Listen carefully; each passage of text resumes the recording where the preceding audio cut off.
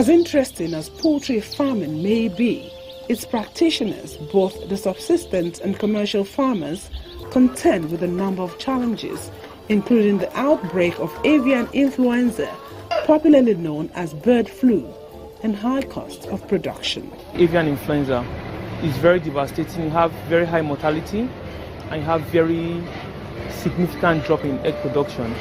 It can wipe out a farm's existence in weeks. And once an outbreak is confirmed on a farm, the farm is shut down by the government for at least a minimum of 3 years. Yes. So we try to avoid such outbreaks.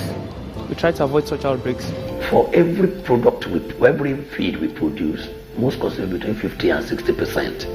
But this maize is could be locally grown. It's locally grown, but it will interest you that there's not enough production of maize for use of feed millers in Nigeria. And the reason is this. Since 2012, there has been importation of maize into the country because of inability to get enough sufficient maize for use. I have the data through Index Monday that since 2012 there have been 300,000 metric tons of maize that have been imported into the country. But last year there was a challenge, the challenge of foreign exchange. Nobody could import. So because nobody could import, there's a lot of pressure on local production. So the price soared from about 60,000 naira to 150,000. As I speak today, they are offering me maize for 130,000, 135,000 per ton. And if 60% of your input costs as much as that, that's supposed to cost maybe 1/3 of that price, then you know the cost of production will be high. If you are not facing raw material challenges, you will be facing marketing of your product, challenge of marketing your product. I don't know whether you are aware that for several months now, farmers all over the country have been finding it difficult to sell their eggs. There has been a lot of serious egg loss. In short, a lot of farms are folded up. One, I think the purchasing power of the citizens is very low. Right now, the price of raw material is killing, and there's no way any farmer can break even right now. We are not breaking. No farm can tell you that it's breaking even in Nigeria. In short, a lot of farms closed down this year. They even sold their best old layers that are still laying very well because they could not feed them, and no market for us. That is the challenge. We started roughly about 10 years ago. This 59-year-old man who does not want his identity revealed mirrors one of those poultry farmers who are finding it so hard to stay afloat.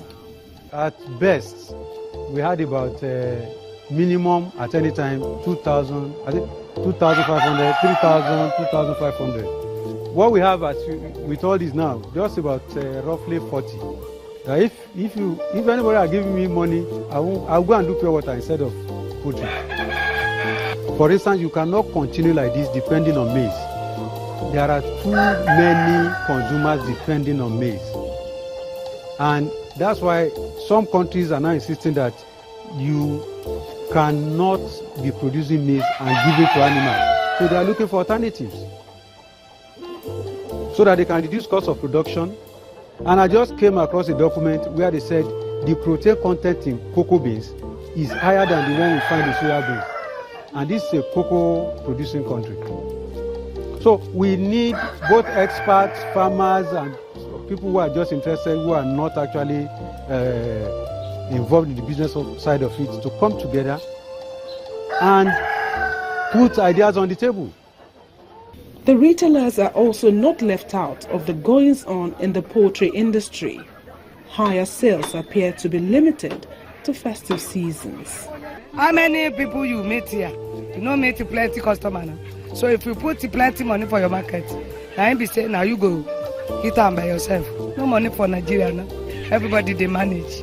Some they buy fish, some they buy meat, Some they go buy frozen, some they buy live.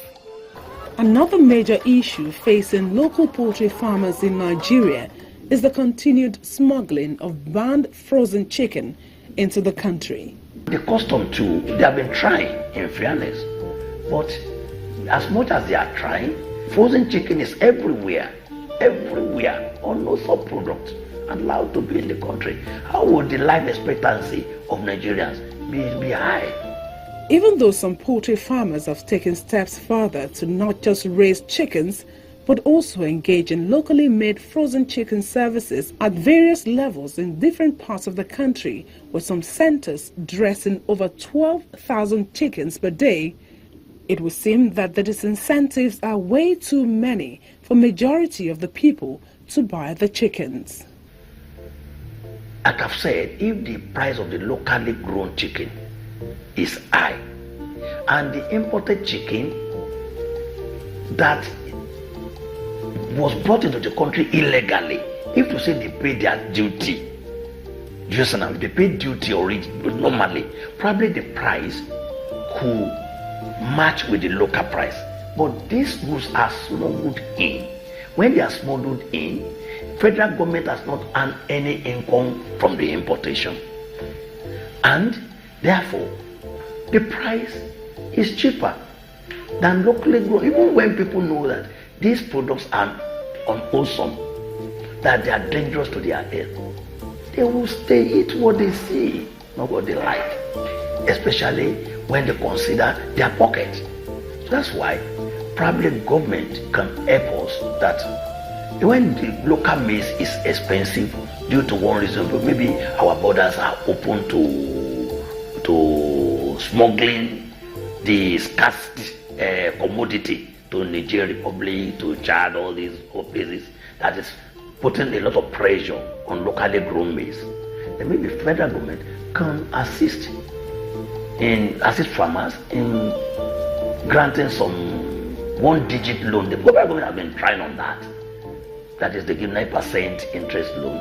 But the point is this: the duty, if there can be a relief on duty for such goods that are imported, that will make locally grown maize to produce competitively. And when it's competitive, definitely the consumers will buy it. The one they are bringing probably in because it has been injected with formalin. So when it's injected, even when the cold chain is broken, it doesn't get spoiled. But in our case, you have to maintain the cold chain. It's fresh, no preservatives. Fresh. I mean fresh. So how long will they last if you maintain the cold chain? If you maintain cold chain, chicken can last 6 months. Continuous 6 months. Maintain cold chain. Because you need to blast freeze. For you to blast freeze, that's minus 30, minus 35 degrees Celsius. You can imagine that. So it's going to be stone hard, you understand? So you can't get spoiled.